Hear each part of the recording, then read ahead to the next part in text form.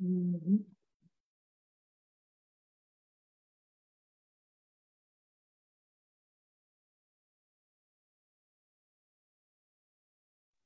Hello.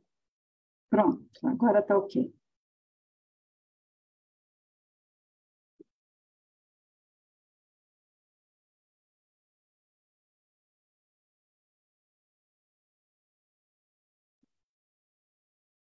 Tudo certo?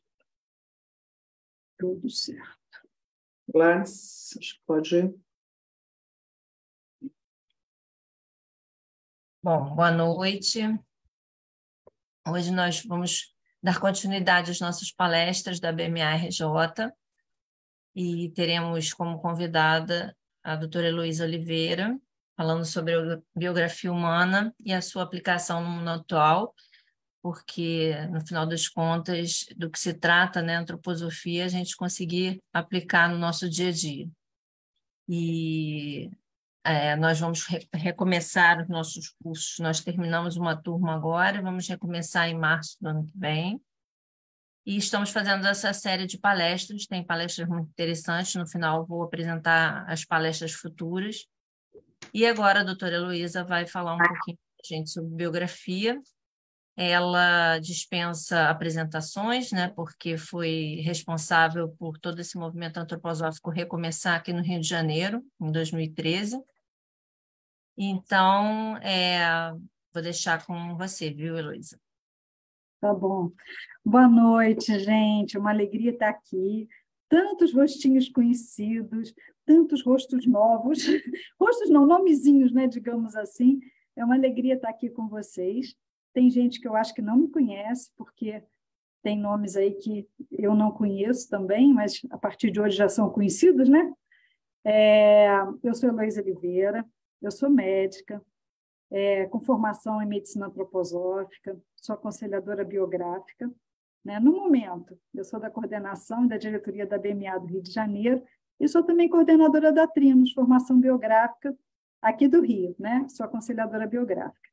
E aí, a biografia entra na minha vida num momento maravilhoso, me trazendo assim um novo rumo, um novo olhar, uma nova, digamos assim, colocação. Seu vídeo foi interrompido.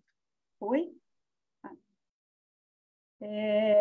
E como é que a gente vê isso, né? Como é que isso acontece de repente? Essa possibilidade que a gente tem, muitas vezes, de ressignificar nossa história de vida. A gente vai vivendo a vida e muitas vezes não toma consciência do caminho que a gente viveu até agora, né? O Steiner, ele traz isso de uma forma assim muito bonita, muito interessante através de várias palestras, em que ele traz então o que seria essa biografia humana, né? A que ela se propõe. Então eu vou compartilhar com vocês, porque eu vou falar um pouquinho sobre o que é biografia, para depois a gente entrar no contexto da atualidade, tá bom? Então, vamos lá.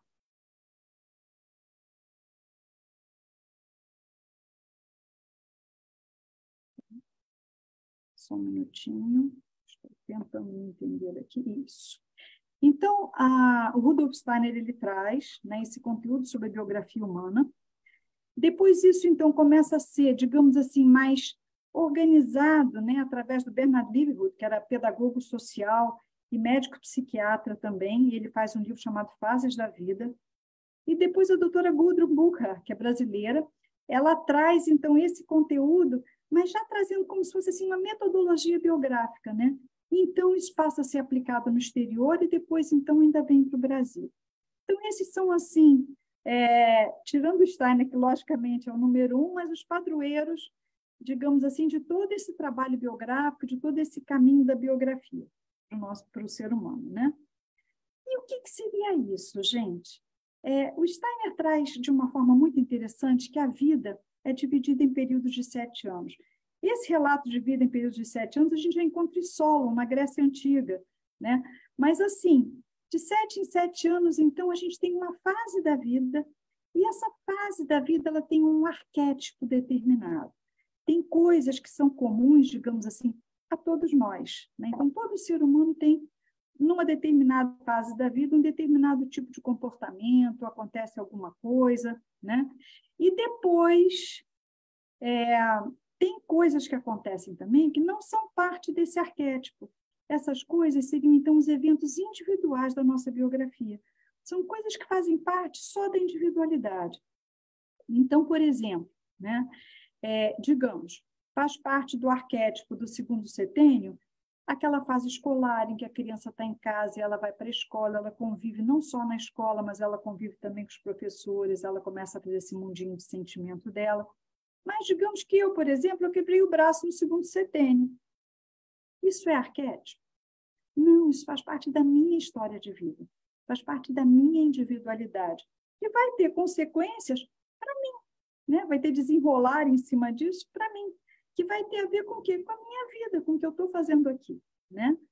E ele traz também, isso é muito legal, que a vida, né, atualmente, né, antigamente a gente tinha, digamos assim, as iniciações pelos centros de mistério, poucas pessoas eram iniciadas, digamos assim, nesse mundo espiritual, nesse mundo de um autoconhecimento maior, né? Você tinha os sacerdotes, os faraós, os nobres, mas que nesse nosso mundo, né, onde a gente vai penetrando cada vez mais nessa materialidade, você vê, eu estou aqui conversando com vocês, na realidade, olhando para um pedaço de plástico, né? Que transmite tudo isso. Então, a gente está aí, eu estou sozinha, mas eu não estou sozinha. É engraçado, né? Então, assim, a gente está penetrando cada vez mais nessa materialidade do nosso mundo atual.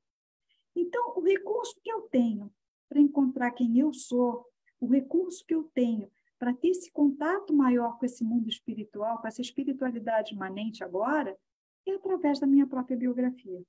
A minha biografia é o meu caminho iniciático. É o meu caminho da missão que eu venho fazer aqui na Terra. É o meu caminho do porquê eu estou aqui. Só que eu não tenho consciência disso quando eu estou no meio do caminho, né? Até que a gente começa a olhar para trás e ver como isso vai se desenrolando, né?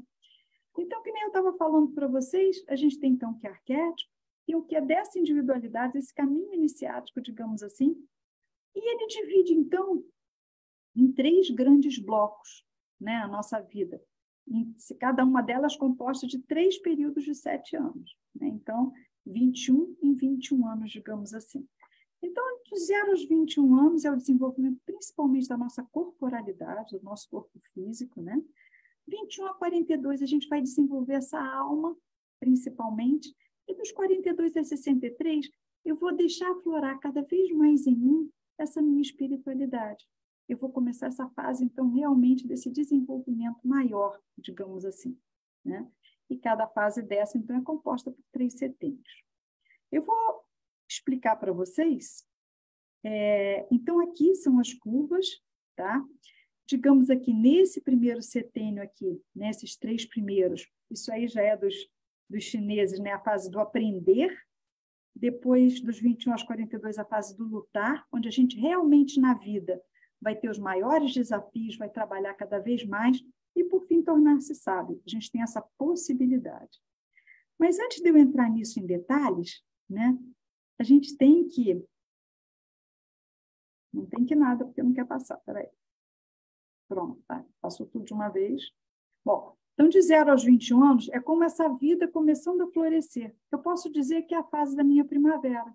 Né? A vida começa, então, a desabrochar, né? É tão bonito quando a gente vê na adolescência, assim, diz assim, ela está desabrochando como uma flor, né? Está virando mulher a menina, ela está desabrochando. A gente ainda ouve, né, essa expressão em alguns lugares, né?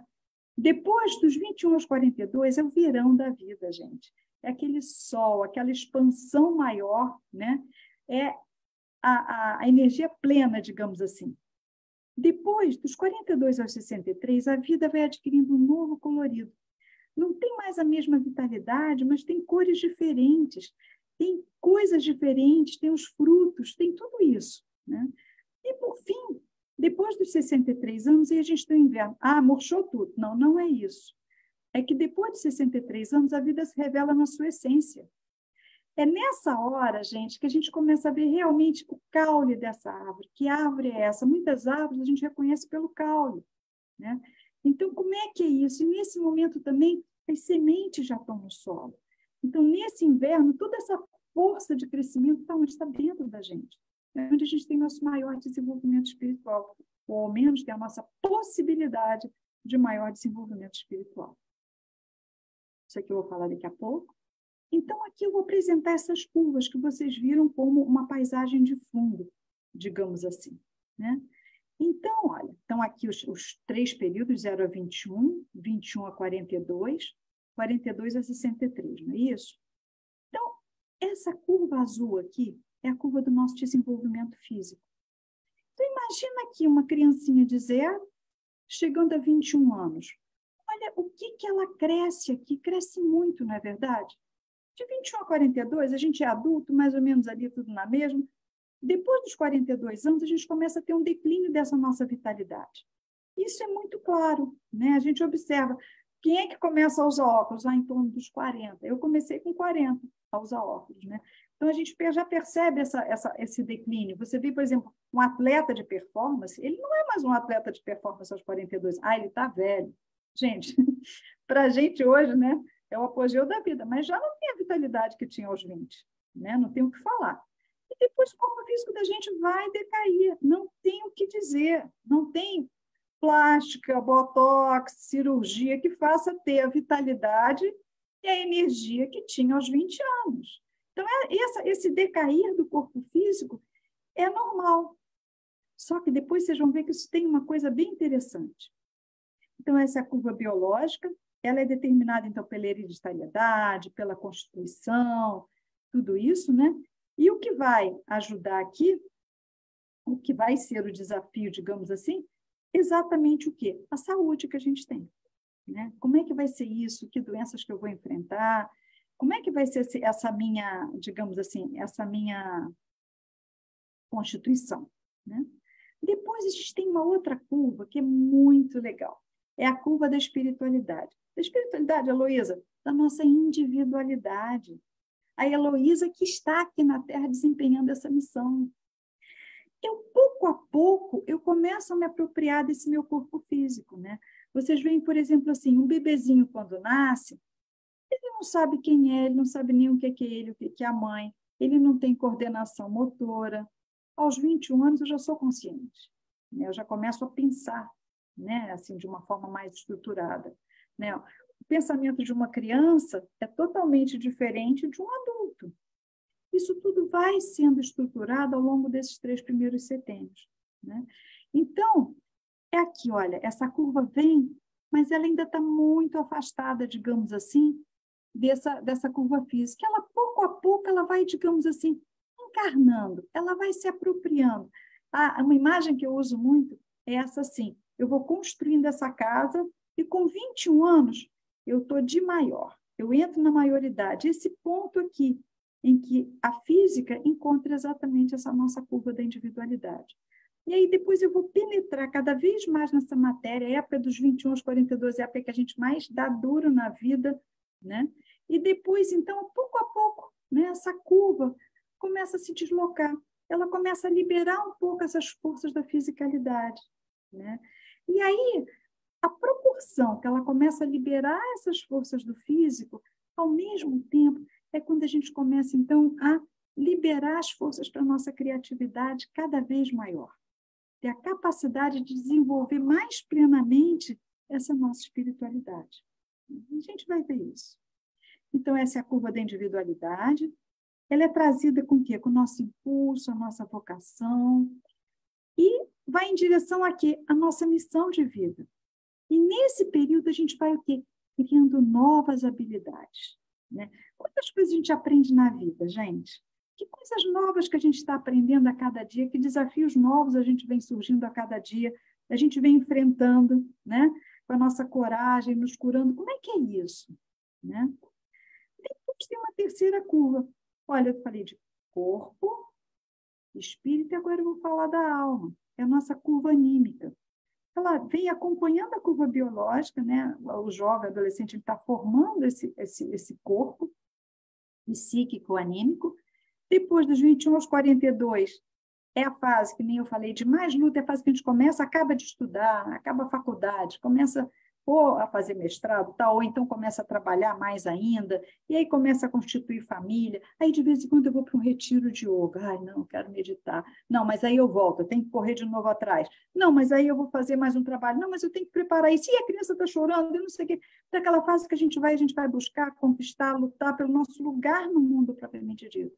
E nisso a nossa alma vai trabalhando, as sensações, a parte do intelecto e da índole, e, finalmente, a parte da consciência, para a gente se tornar cada vez mais o quê? Esse eu pleno, o eu sou. Né? E depois disso, então, a gente tem opções. Né? Como assim opções, Heloísa? Eu agora posso decidir se eu quero ir no sentido para baixo, para cima ou pelo meio. Como assim? Eu posso ir no sentido do ter. Ou seja, no meu envelhecimento, eu vou me preocupar só com o que eu tenho. Se eu tenho isso, se eu tenho aquilo, quantos empregados eu tenho, quanto dinheiro eu tenho no banco, o que eu tenho, né? Quais são os meus bens, as minhas posses. Normalmente vai aquele velho ranzinza, que a gente não aguenta muito porque fica muito chato, muito densa, aquela pessoa pesada. Né? Depois tem a curva do manter, que aí assim, né? Se eu aos 20 trabalho, sei lá, 15 horas por dia, aos 60, eu também quero continuar trabalhando. Mas eu quero manter o corpinho que eu tinha aos 30, mas eu também não vou conseguir. Né? Então, fatalmente, esse corpo aqui, né, essa curva do manter, vai levar a um adoecimento. Porque a gente não aguenta manter o pique que a gente tinha aos 40, aos 60 e tantos. Né? Fica muito difícil. Né? A gente realmente não consegue. E, finalmente, a curva do ser, que é essa daqui de cima. O que eu quero ser a partir de certa hora na vida? Eu quero ser uma boa mãe, eu quero ser uma boa mulher, eu quero ser uma boa profissional, eu quero fazer o bem. Né? Como é que eu posso colaborar com o que eu aprendi no mundo? O que eu posso doar para poder enriquecer a vida das pessoas? Eu, como médica, como é que eu posso ajudar o meu paciente? Não só resolver uma questão de saúde agora, mas a se conhecer melhor, entender um pouquinho por que ele adoece. Né? Então, isso, para mim, é a curva do ser. Tem uma coisa legal aí que não é exatamente, então, aos 42, se isso não aconteceu, não vai mais pintar para mim? Gente, não é assim, né? Às vezes, essa virada acontece aos 60. Quantas vezes vocês escutam assim, eu vim numa vida assim, eu pensava desse jeito, de outro, aí peguei uma doença séria, peguei um câncer, de repente, caiu tanta ficha, gente, eu mudei minha forma de pensar, mudei minha forma de ver a vida, as coisas são diferentes, provavelmente essa pessoa está mudando de culpa. Né? Então, acontece muito isso, a gente escuta muito esses relatos quando a gente começa realmente a perceber a biografia de uma outra forma. Né? Então, essa curva daqui, ela é levada, então, pelo meio ambiente, pela educação, né? Aquele ambiente em que eu fui criada quando era criança, como é que era essa estrutura, como é que era a estrutura da escola, o que eu absorvi desse ambiente vai ajudando exatamente a plasmar, né? Esse meu corpo anímico. E também eu vou crescer muito com o quê, gente? Com os encontros que eu tenho na vida, com os meus relacionamentos. O ser humano, ele precisa do outro.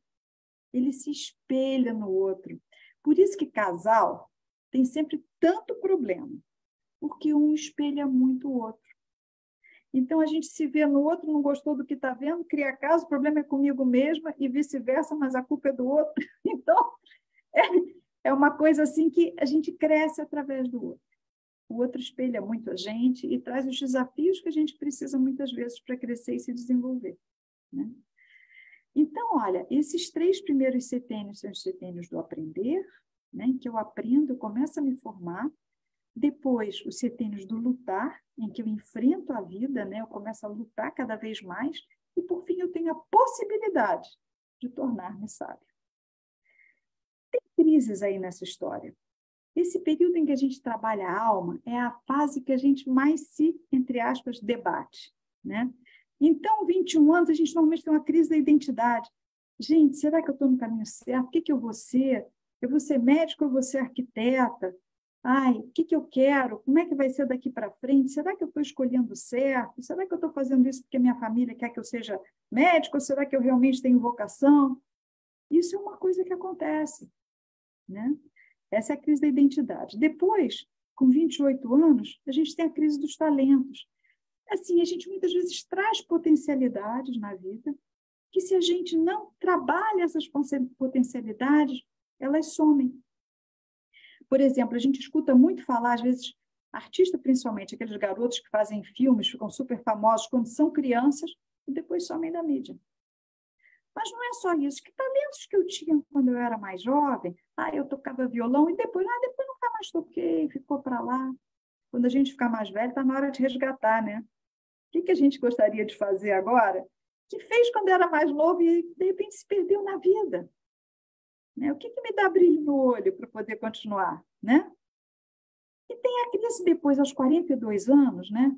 Em que a gente começa, então, nesse limiar aí para esse mundo mais espiritual, a gente tem a possibilidade de chegar assim no alto de uma montanha, como se a gente estivesse subindo esse morro da vida, aí chega no alto da montanha, olha para trás, aí vê o caminho que a gente percorreu e olha para o outro lado, qual é o caminho que eu quero percorrer agora? E aí agora eu já consigo ver um pouco a minha direção. Né?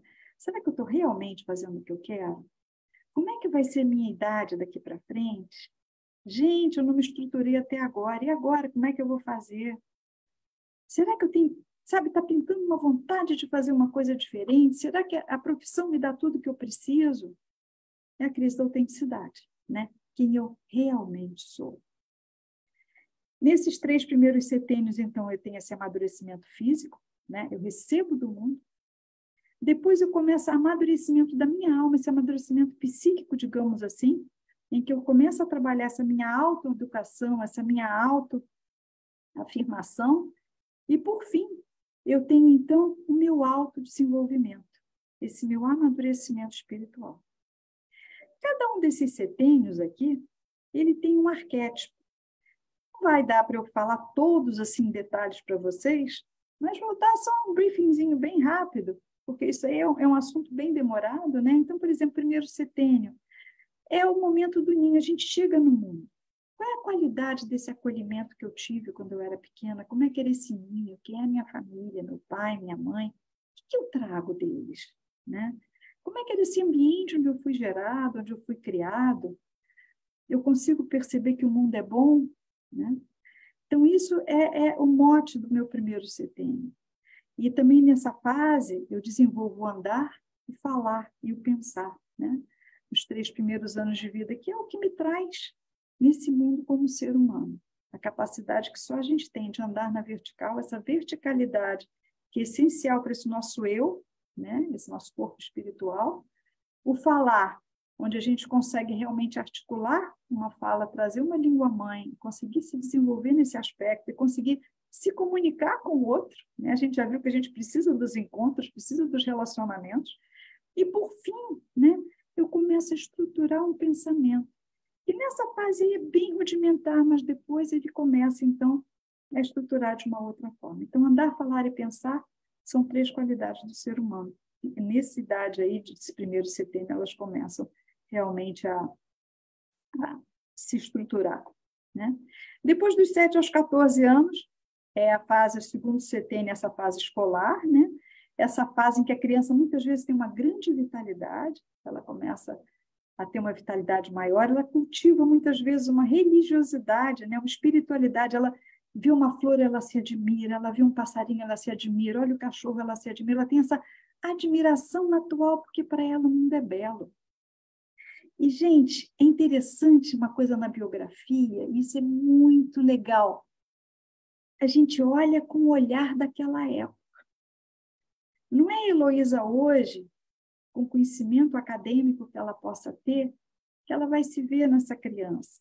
A criança fez besteira, a criança não fez besteira. Não. O que essa criança traz? O que é esse admirar dessa criança? O que é esse sentimento que invade a alma? Está começando a se formar. Né? Esse sentimento inato dela, esse mundo é belo. Isso é muito legal. Né? E aí ela começa a trabalhar o que? O mundo de sentimento. Ela está em casa, naquele ninho, e aí ela vai para a escola e tem outras pessoas lá. Começa a desenvolver esse mundo de sentimento, esse mundo de desenvolver esse campo. Né? E nesse momento, muitas vezes, ela encontra uma pessoa com que ela admira profundamente, que é uma autoridade amada. Antes, no primeiro setênio, a criança imita, sem filtro. Agora, ela escolhe quem ela quer ser o exemplo, né? E a pergunta para todos nós, qual é o exemplo que eu dou? O que eu passo de exemplo? Né? Depois, terceiro setênio, a criança que já não é mais criança, já é adolescente, que é de 14 a 21 anos, ela já começa esse desenvolvimento hormonal maior, né? Já começa a ter uma sexualidade mais definida, digamos assim, a nível físico, né? E nesse momento também, eles têm um comprometimento muito grande com o que é verdade. É aquele que abre a RAM para ver o que tem por dentro. Mãe, por que você está dizendo isso? Onde é que você leu isso, mãe? De onde é que você tirou essa ideia? Né? Porque aí, nesse momento, eles se ligam muito mais ao grupo do que a mãe ou o pai. Então, é o grupo de amigos, é a sensação de pertencimento, é a sensação de fazer parte. E isso traz para essa criança, né, para esse adolescente, digamos assim, uma liberdade, uma vontade de ir para o mundo. A gente não pode esquecer que liberdade tem que ser atrelada à responsabilidade. Na cidade, eles têm muitos ideais, que são muitas vezes levados por esse entusiasmo, digamos assim, né? 21 a 28 anos, aí agora a gente vai entrar nos 3 setênios da alma. 21 a 28 é a idade do centauro, eu tenho ainda muita força, muita energia, mas esse eu começo a permear, eu começo a buscar o meu lugar no mundo, né? Qualquer coisa eu me ofendo profundamente, né? Assim, qualquer crítica toca profundamente em mim, digamos assim, né? Eu levo muito para o lado pessoal, né? É uma fase ainda que eu ainda estou muito nessas paixões, tal. 28 a 35 anos, esse eu já começa, então, a segurar a minha rédea, né? E aí eu me torno cavaleiro. Eu começo a conquistar esse lugar, né? Se eu buscava antes, eu agora começo a conquistar. Eu já tenho, assim, uma propriedade maior do que eu estou fazendo. Muitas vezes a gente observa uma virada muito grande na vida das pessoas em torno aos 28 anos, né? Então, assim, eu, por exemplo, na minha vida eu estava fazendo residência lá em Belo Horizonte, eu me separei, voltei para o Rio de Janeiro, fiz concurso público, passei nos concursos, então minha vida virou completamente, virou de lugar, virou emocionalmente, virou em todos os sentidos. Então eu dei essa guinada muito grande em torno dos 28, 29 anos. É legal vocês observarem na vida de vocês o que aconteceu nessa fase, né? E é uma fase que a gente tem muita coisa. A gente dá conta da casa, dá conta do trabalho, dá conta... Então, é uma fase assim, muito organizacional, que a gente vai levando isso. Depois vai chegando aos 42 anos, aí eu já estou andando, eu já não preciso mais desse cavalo, eu já consigo botar meu pé na estrada, né? Eu já começo a adquirir uma habilidade social maior, eu já começo a perceber mais o todo das coisas, né? Eu já começo a entender mais isso, eu começo a transformar toda aquela crítica que eu tinha antes numa autocrítica, né? Trazer isso para mim mesmo, né? De alguma forma. Aí tem aquela virada, lembra que eu falei para vocês da crise da autenticidade? E aí eu entro nesse setênio de 42 anos, meio numa crise, começo a me botar o pé no chão, o que eu quero, como é que vai ser essa virada, mas eu ainda tenho muita força, gente. E nessa fase a gente ganha muita garra, muita vontade de empreender, de fazer as coisas diferentes, começa a querer fazer o que faz sentido para mim. Eu digo que é o nobre guerreiro, digamos assim, né? Aquele cavaleiro templário, né? Abrindo as portas e desbravando. Então, isso daí, para mim, é esse setênio em que esse mundo espiritual começa a chegar mais perto. Depois de 49 a 56, eu já começo a perceber as coisas de uma outra forma. É como se eu fosse um bom rei, né? E o bom rei que sabe conhecer cada súdito. Então, por exemplo, se eu estou numa empresa, se eu trabalho numa organização, eu já começo a saber que fulano é bom nisso, Beltrano é bom naquilo. Eu já deixo o outro ali errar e aprender com o erro, e eu dou suporte por trás. Eu posso fazer isso. Entenda, eu estou falando do lado bom, porque eu posso também ser aquele cara que não é assim e simplesmente não valoriza o outro. Mas se for o bom rei valoriza, né? Então, assim, ele deixa o outro crescer, ele deixa o outro errar, ele dá o suporte que é necessário.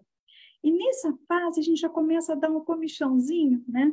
Como é que eu posso tocar esse desenvolvimento para frente? O que eu posso fazer agora, a partir de tudo que eu já recebi, né? Como é que eu posso colocar boas coisas no mundo? E aí eu entro no setênio dos 56 aos 63, em que isso passa a ser realmente mais uma coisa mais viva, né? Foi nessa fase, por exemplo, que a gente começou a incrementar mais a BMA aqui no Rio, tudo isso, estou falando da minha biografia, e aí a gente começa a trazer essas coisas de uma forma mais forte, né? Esse mundo espiritual, esse mundo holístico, ele começa a me dar uma grande vontade de fazer o bem, né? Então, se no início era o mundo é bom, agora é fazer o bem, né? E depois de 63 anos, Heloísa, aí a gente não está mais tão presa ao arquétipo, né? Não tem mais um arquétipo tão bem determinado. Tem a gente ver a vida com outros olhos, e eu garanto para vocês que muda completamente a percepção que a gente tem das coisas, né? Quem tiver mais de 63 aí, eu acho que também pode dar seu parecer se as coisas mudaram alguma coisa. Para mim mudou muito, uma fase de grande virada na vida, e eu acho que isso aparece, sabe? E, ao mesmo tempo, como é que a gente se mantém viva depois disso, né? Como é que a gente consegue? Porque eu já trabalhei, já me aposentei, mas que novas coisas eu posso fazer que me tragam um sorriso, que me tragam um brilho no olho, que me tragam um entusiasmo verdadeiro no coração, para que eu possa continuar seguindo em frente, né? Eu acho que essa é a coisa mais legal que tem depois disso, que a gente não tem tanta regra.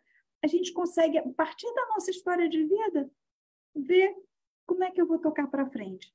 Eu vou me deixar cair na materialidade ou eu vou buscar o que me faz sentido, né? E aí a biografia, no sentido de biografia, é isso, né?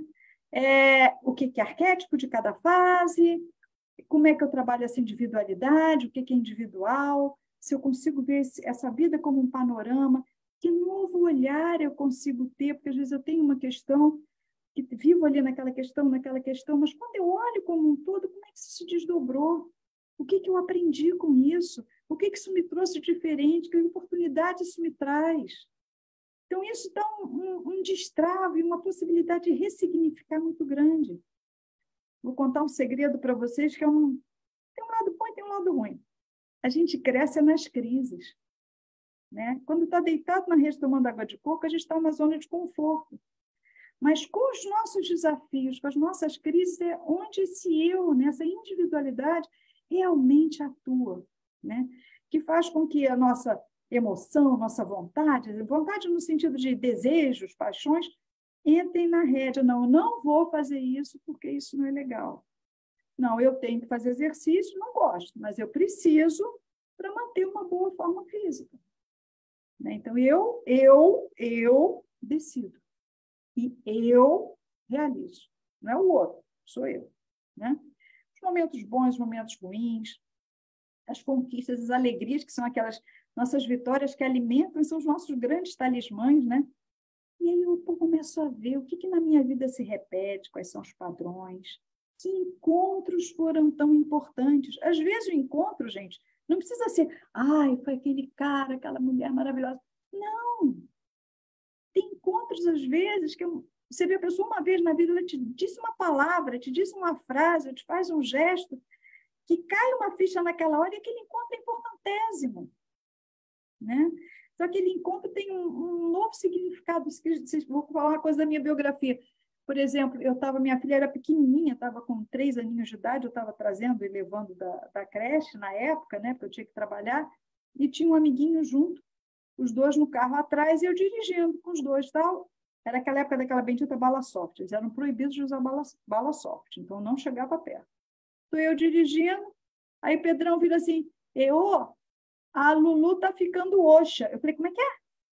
Olhei a menina toda roxinha. Eu falei, meu Deus do céu. Aí eu tentei tirar o cinto para virar, o cinto não soltava.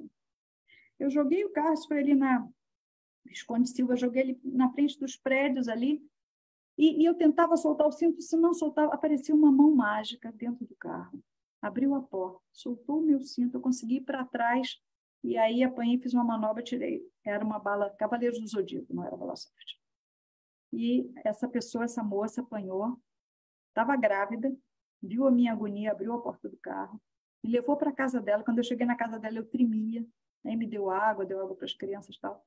Gente, eu estava tão doidona, né, de emoção naquela hora, que eu nunca mais encontrei essa pessoa. Eu sei o trecho da rua, eu sei mais ou menos, mas não tentei voltar, não consegui. Ou seja, foi um encontro extremamente importante que podia ter mudado minha vida completamente. Então, assim, eu agradeço, reverencio, né, sempre, e foi um encontro de 1 minuto. Né? Então, assim, encontros importantes da nossa vida. Né? Como é que a gente entende essa biografia? Como é que a gente integra? Né? Como é que a gente olha para trás e ressignifica? Que perguntas que eu trago? A nossa vida não é feita por certezas, a nossa vida é feita por perguntas. Né? E será que eu consigo observar esse fio que liga esses setênios todos, esse meio fio da vida, esse fio dessa individualidade que vem sendo tecido? Né? Se eu consigo isso, se eu consigo ter uma consciência maior sobre mim mesmo, sobre esse fio da vida, eu consigo tomar essa minha vida com as próprias mãos, né? Que é o que a Gudrun fala. Pegar essas rédeas, para então, a partir disso, né? Desse momento atual novamente, mas com plena consciência, eu seguir em frente. Né? Então, é mais ou menos isso aqui, olha. Eu não sou mais vítima, mas passo a ser autora do meu destino. Eu vou ao passado, vejo a minha biografia, consigo observar, ressignificar, perceber coisas que eu, com outro olhar, volto novamente nesse presente aqui. Né? Chego aqui no presente, integro tudo isso, aceito, perdoo. Né? E aí eu consigo vislumbrar qual é o sentido que as coisas têm para mim. E a partir daí, quais são os anseios da minha alma? O que eu quero para o meu futuro? E aí eu tenho como, conscientemente, traçar esse rumo. Né? Porque eu coloco na direção para que as coisas possam acontecer. Né? Então, tem essa frase que eu amo de paixão, né? Do William Barkoff, que diz assim: o medo de um futuro que tememos só pode ser superado com imagens de um futuro que queremos. E aí, gente, continuando, tem a pergunta, né? O que esse mundo atual traz? Como é que é essa época que a gente vive atualmente? Século XXI começou com o quê? Torres Gêmeas, olha que espetáculo. Terrorismo aparecendo no mundo, muitas mudanças. Lembra que confusão que foi aquilo, aquele 11 de setembro? 2020, pandemia. Todo mundo trancado em casa, né? Aqueles desafios, até hoje, tem assim, muitos frutos, né? Exatamente dessa época, de tudo isso que a gente passou, preso em casa, muita gente perdeu parente, mas também outras oportunidades apareceram. Por exemplo, eu acho que o próprio Zoom, né, que a gente está aqui conversando agora, toda essa parte da gente poder fazer cursos online, tudo isso, eu acho que, digamos assim, aumentou muito pós-pandemia, né? Mas o medo, né, que já tinha começado, já vem como uma coisa da civilização do Ocidente, ele se entranhou cada vez mais. E com isso, me lembro muito na época da pandemia, a gente tinha medo de ter até contato com o outro, lembra? Meu Deus do céu, vai vir um rapaz aqui trazer a compra e desinfeta tudo, não olha para o rapaz, olha não sei o quê, cuidado, não mete a mão aqui, lava a maçã que chegou da rua. Lembram disso? Era assim um estresse, né? Era um estresse daqueles assim que era um medo de tudo, né? E com isso as pessoas foram fazendo o quê? Se isolando cada vez mais. Acabou a pandemia. Mas será que a gente recuperou o não isolamento que a gente tinha antes? As redes sociais assim bombaram cada vez mais, né? Então, hoje em dia, é muito legal. A gente vai no restaurante e vê vários casais se conversando por WhatsApp. Mesas de amigo conversando por WhatsApp. Né? A gente tem que responder rápido. Né? Então, é um mundo que a gente vê o medo, a gente vê o isolamento, né?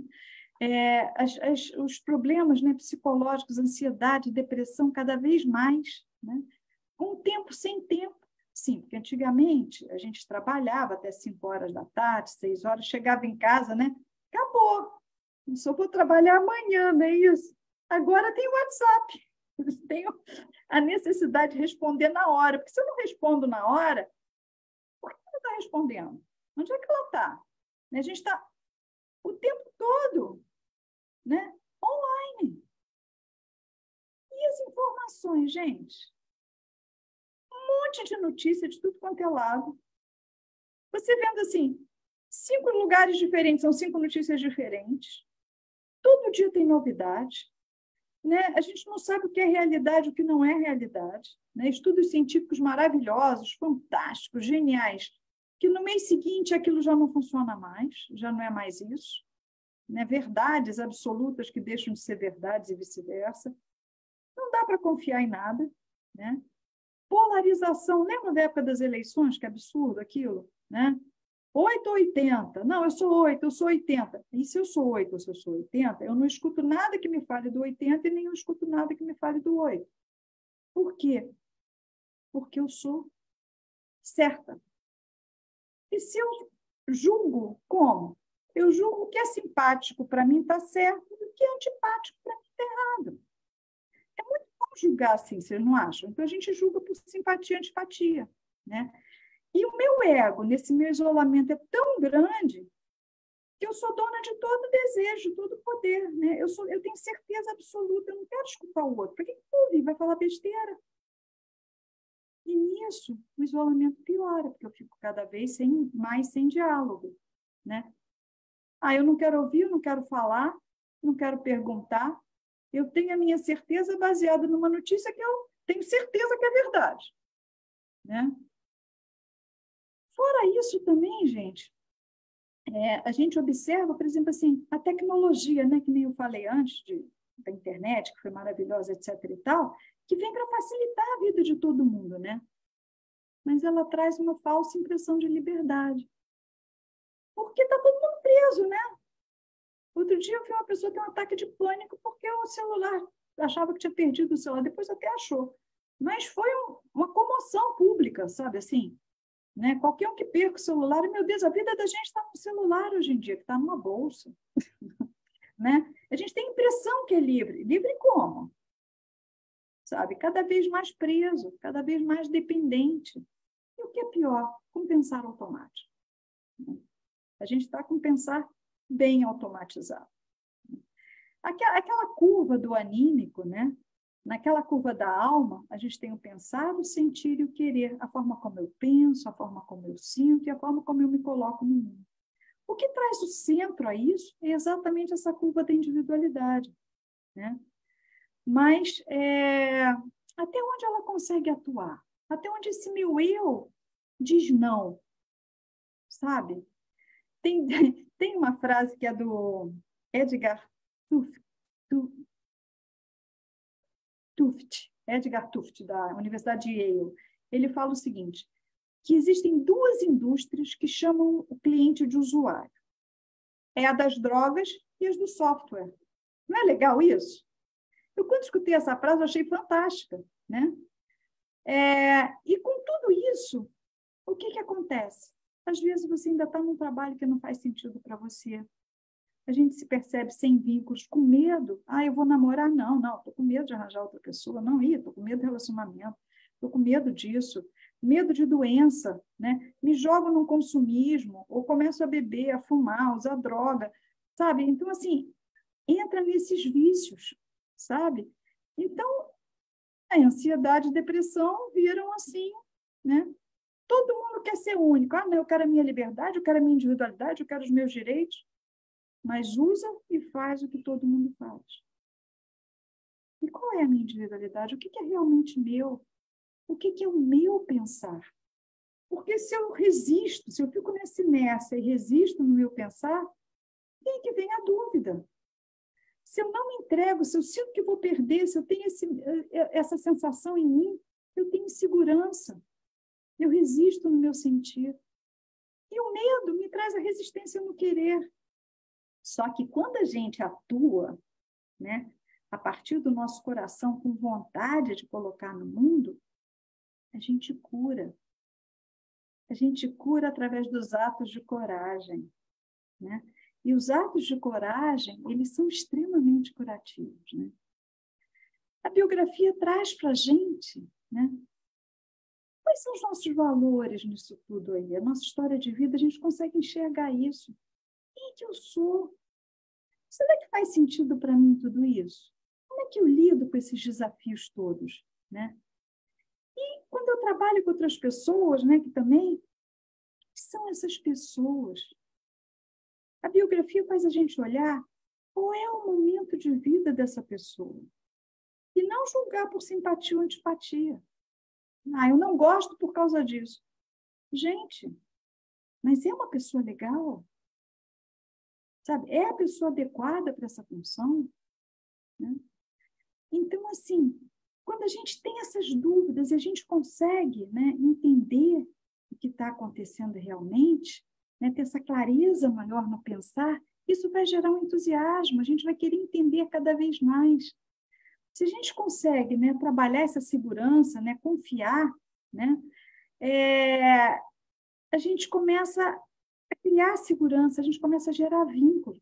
E, por incrível que pareça, quando a gente se sente segura, a gente ganha liberdade. Né? Então, aí é um outro mote da liberdade que é muito legal, que é através do vínculo. Né? E a gente tem cura através da coragem, desses nossos atos de amor. Né?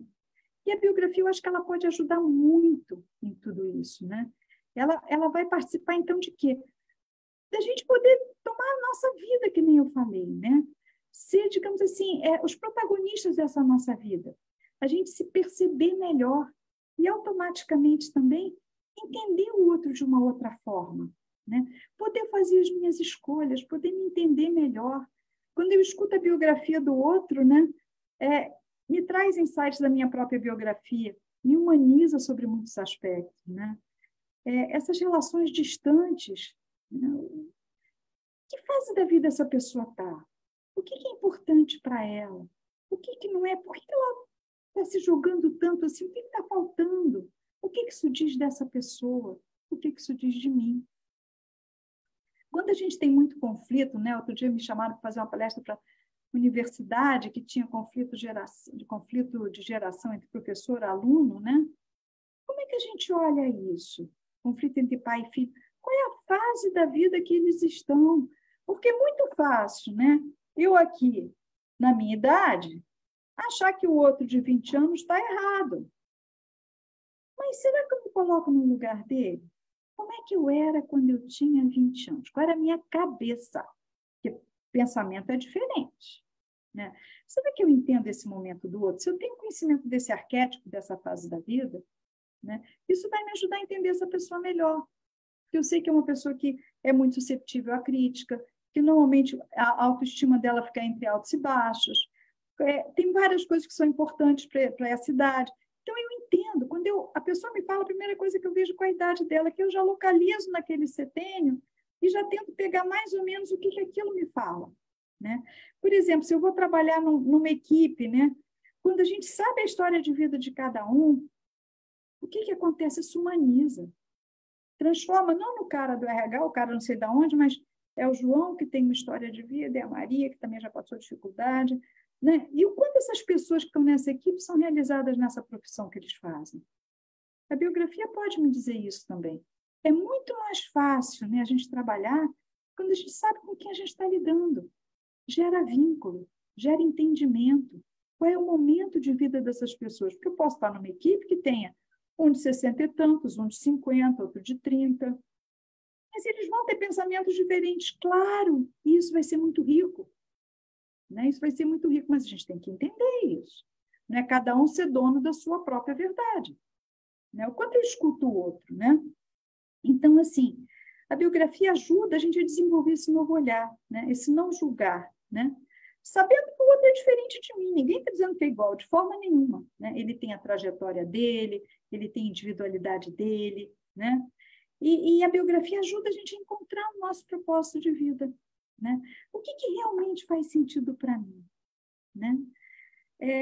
E a partir desse momento que eu percebo o que faz sentido para mim, eu passo a tomar atitudes, eu passo a ter escolhas, eu tenho posturas que são conscientes, que são do meu eu. Esse meu eu, essa minha individualidade se empodera para poder atuar em cima de quê? Desse meu corpo anímico, né? Dessa minha alma, desse mundo externo que me invade cada vez mais a cada dia.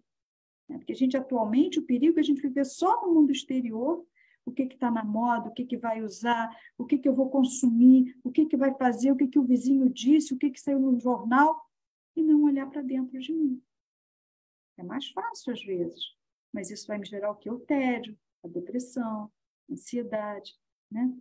E através da biografia, com esse autoconhecimento maior, a gente tem essa possibilidade de se eu se fortalecer e fazer escolhas conscientes, entender melhor o outro, entender melhor a fase de vida do outro, se perceber melhor, né? Então, eu acho que é extremamente importante, né?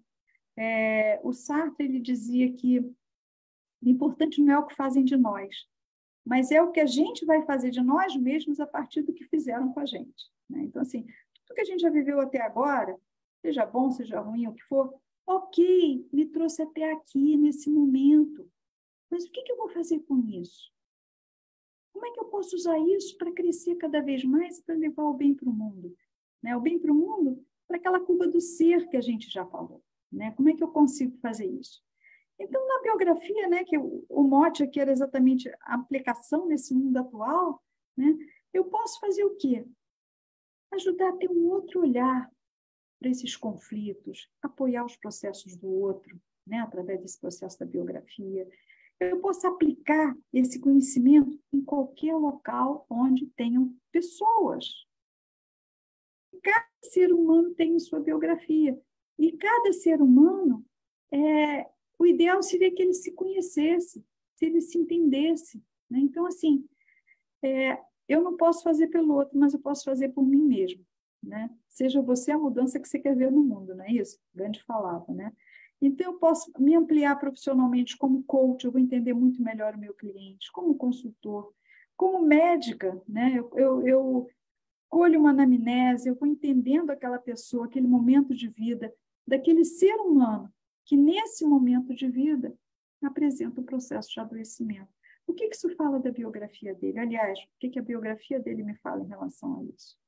Pode também ser uma nova profissão, de aconselhador biográfico, né? Você pode desenvolver uma carreira a partir de ajudar as pessoas em seus processos biográficos também, né? Todas as áreas de relacionamento de empresas ou qualquer outras áreas de relacionamento, qualquer local em que perceber e entender o outro seja importante. Gente, é importante, né? Até se eu for fazer comércio, marketing, quem é esse meu cliente? É a persona. Tá, ok. E quanto mais informação eu tiver, quanto mais base eu tiver, quanto mais coisa eu tiver, melhor eu posso desenvolver e posso fazer um trabalho mais consciente, né? Então, quando a gente trabalha com a biografia, né, a outra pessoa se sente valorizada, né? Ela se sente olhada, tem alguém que está olhando para ela. Isso também traz uma motivação muito grande para quem está fazendo, que percebe o olhar do outro mudando, e para quem está recebendo também, né? Então, eu acho que a biografia ela atua em todas essas áreas, né? Eu acho que ela é fundamental para esse mundo atual. Eu acho que ela é essencial para a gente poder conviver e superar esses desafios todos do nosso mundo, né, que a gente vive atualmente a cada dia, cada vez mais consciente, cada vez mais alinhado com o nosso propósito de vida, cada vez mais alinhado com quem eu realmente sou. O Steiner, para finalizar, traz uma frase que é muito bonita, muito interessante, que diz o seguinte, né? O nosso mais elevado ideal deve ser o de propiciar o desenvolvimento de seres humanos livres, capazes, por si próprios, de trazer propósito e direção para as suas vidas. Rudolf Steiner. É isso, gente. Eu acho que é isso que eu queria trazer para vocês a partir da biografia, tá? E aí eu estou aberta a perguntas. Vamos conversar um pouquinho, o que vocês querem fazer? Então, Elo, eu tenho algumas perguntas aqui no chat, eu vou ler, e depois, se alguém quiser complementar abrindo o microfone. A Márcia disse que está amando a palestra e falou sobre o trabalho biográfico. Queria saber, entender melhor como ele é feito. Como faço para fazer o meu trabalho biográfico? Deixa eu ver se eu acho aqui. Como é que faz para fazer o trabalho biográfico? Bom, o trabalho biográfico, ele é uma coisa legal, né? Porque a gente fala assim, a terapia, quanto tempo vai ser? O trabalho biográfico ele tem início e tem fim. né? Então, ele tem um número certo de sessões. Normalmente, se você faz individual, é uma sessão por setênio, uma para começar, uma ou duas para finalizar, e ele leva mais ou menos esse período, que varia conforme a idade da pessoa, né? E nesse processo, você faz, né, para começar, passa os setênios, passa tudo para a pessoa entender como é que é esse processo que ela vai vivenciar, para ela poder já ir se vendo, né, a partir desse local, né? E depois, então, a gente passa perguntas para ela lembrar esses setênios, tudo isso, e a cada setênio ela vai trazer essas imagens, a gente vai organizando, e depois a gente vai começando a perceber, né, quais são os fios que tem ali, quais são os padrões, algumas coisas que para ela talvez sentisse, mas como é que aquilo se desenrola, e aos poucos a pessoa, muitas vezes, na maioria dos casos, consegue ir, digamos assim, mudando essa percepção e se apropriando de quem ela realmente é, se conhecendo melhor, né? Então, o processo biográfico funciona dessa forma, tá? Respondi? Okay. Bom, o Igor Luiz fala: Olá, doutora Heloísa, a senhora acha que a ampliação da expectativa de vida, sendo cada vez mais comum termos nonagenários e centenários, vai ampliar e renovar essa visão dos arquétipos dos setênios? Igor, já tem um arquétipo, né? Que é Urano, Netuno e Plutão. Só que, assim, eles são mais light, né? O que acontece? É como se a gente fosse, de repente, assim, você para encarnar na Terra, né? Para você nascer bebezinho, são 9 meses de gestação. E é como se a gente tivesse 9 setênios para gerar essa vida um pouco mais livre. A partir daí, o que a gente vai vivenciar são, digamos assim, ainda tem coisas para você vivenciar, é claro, mas é mais solto, entendeu? Não é mais tão preso, tipo assim, o mundo é bom, o mundo é belo, o mundo é verdadeiro, né? Então, assim, tem menos essa rigidez, entendeu? Mas você tem arquétipos também que a gente estuda em relação a isso. Inclusive, lá fora, né, eu fui no Congresso Mundial de Biografia, e eles falam muito, teve palestras, inclusive grupos, né, que estão desenvolvendo isso, sobre outras visões referentes a esse setembro 63+, tá? Então, é assim que funciona, né? E vamos em frente, né? Cada vez mais. Bom, aí tem um comentário aqui da série Janine, que disse: não vejo simpatia ou antipatia, vejo sim verdades, solidariedade, moral, ética. São duas coisas diferentes, gente. Assim, verdade, solidariedade, moral e ética são valores fundamentais. Isso é relacionado ao eu, tá? As escolhas conscientes que a gente faz na vida. Agora, simpatia e antipatia é simplesmente esse corpo anímico, esse corpo dos desejos, né? Se a gente consegue ter um julgamento isento com o eu, sem, porque eu gosto mais disso, eu gosto mais daquilo, perfeito. Mas, assim, a maioria das pessoas não é dessa forma, tá? Então, a gente vê muito hoje em dia um julgamento por simpatia e antipatia. Eu me sou simpatizante disso, eu sou antipatizante daquilo. E é normal, porque, por exemplo, assim, tem uma pegada muito legal que diz assim: a simpatia abre portas e a antipatia traz reflexões. Por quê? Porque quando eu tenho uma antipatia, né, muitas vezes eu sou mais crítico em relação àquilo. Eu tento observar as mínimas coisas, mas com a simpatia eu me torno mais cego. Eu não percebo os defeitos, né? Então, assim, por exemplo, quando você está apaixonada, né? Ai, me apaixonei, isso é um sentimento super simpático, né? Aquela paixão me envolve, ele é maravilhoso, a gente não percebe os defeitos. Já aquela outra pessoa que você não gosta muito, ele é isso, ele é aquilo, você é muito mais consciente em relação àquela pessoa, às vezes, do que o que você é simpático, né? Então, assim, acontece isso também. Entenda, não tem ponto final, tá? Mas acontece. Agora, isso que você me falou são valores, né? Então, o julgamento com valores é perfeito. Bom, a Fernanda Faraco, eu acho que é Faraco que se pronuncia, né?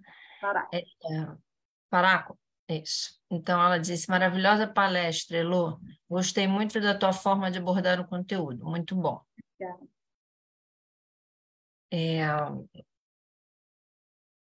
excelente, Elô, palminhas. E aí a Márcia pergunta, como faço para desenvolver esta carreira de aconselhador biográfico aqui no Rio de Janeiro? Aqui no Rio tem escola de formação biográfica, que é a Trinos, tá? Então, a Trinos agora está começando a turma 2, ainda, porque o último módulo para entrar vai ser agora em agosto. Então, se você estiver realmente bem estimulada, você pode entrar, tem um site lá, trinosformaçãobiográfica.com.br, e aí lá tem informações, tem tudo isso para você poder realmente se informar, porque está, inclusive, com turma aberta ainda, tá? Tem também no Instagram, no Face, tudo isso, tá? Aí a Luciana colocou, sou aluna e recomendo, da Trinos. Eu sou coordenadora e recomendo. Bom, aí agradecimentos, já a Fernanda agradece profundamente a palestra, disse que foi uma ótima noite e que vai precisar sair, excelente palestra, a Larissa falando. O Aldair, querida Luísa, gratidão, linda e inspiradora palestra, preciso sair. E é isso. O Elô, é sempre bom te ouvir e ver novas nuances em seu olhar para a biografia. Valquíria Tércia. Obrigada. E no Face tem a sua mãe te dando parabéns pela palestra. Ai, que linda! Gente, é sempre muito, muito caloroso, muito gostoso encontrar vocês por aqui, conversar, um assunto que eu adoro. Muito obrigada, viu? Obrigada mesmo. Agora eu vou colocar aqui as próximas palestras. Aproveita, tem umas palestras super legais, viu? Tá dando para ver? Tá, agora tá. Bom, vou botar com a apresentação. Embaixo. Já vai. Bom, então hoje foi a apresentação da Heloísa com a biografia humana. A próxima palestra no dia 12 de julho, quarta-feira também, às 8h30, o Dr. Cláudio Teles, falando sobre ansiedade e depressão, a visão Tá da... aqui o Cláudio, né, Cláudio? Cláudio Tá tá Oi, aqui. Elô. Oi, Elô. Oi, Gladys. Tudo E bom? aproveito, tudo bem.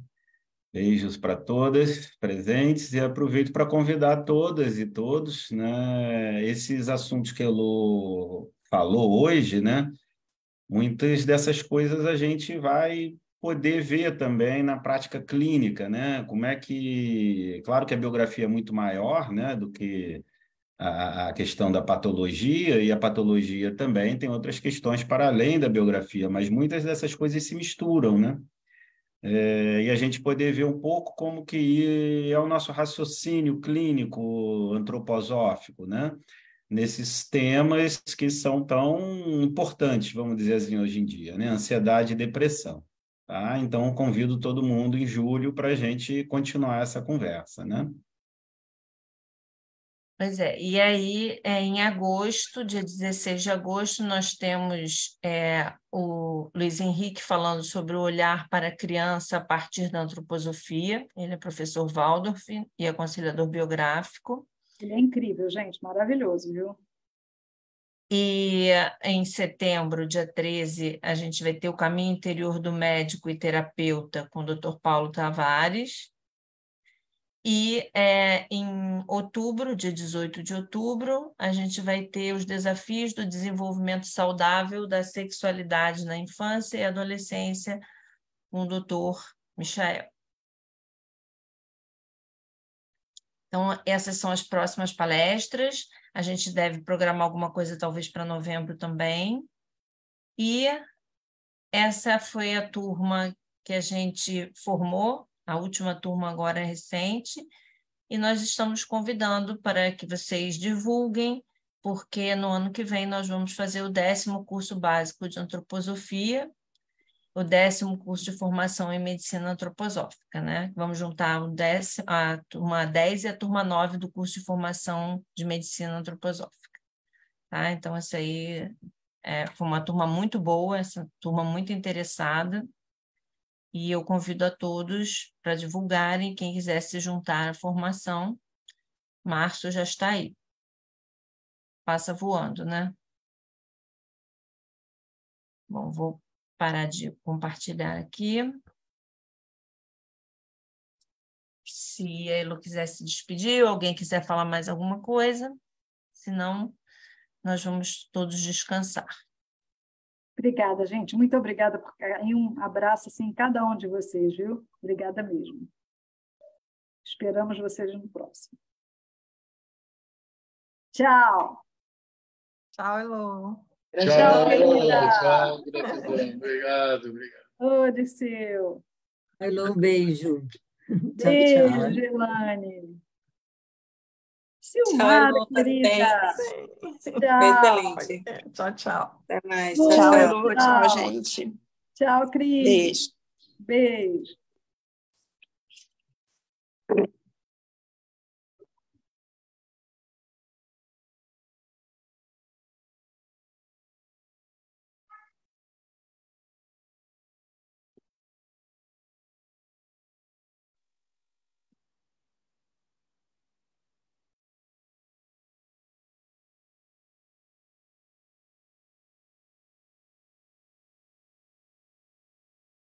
Preparar o streaming lá para o Face.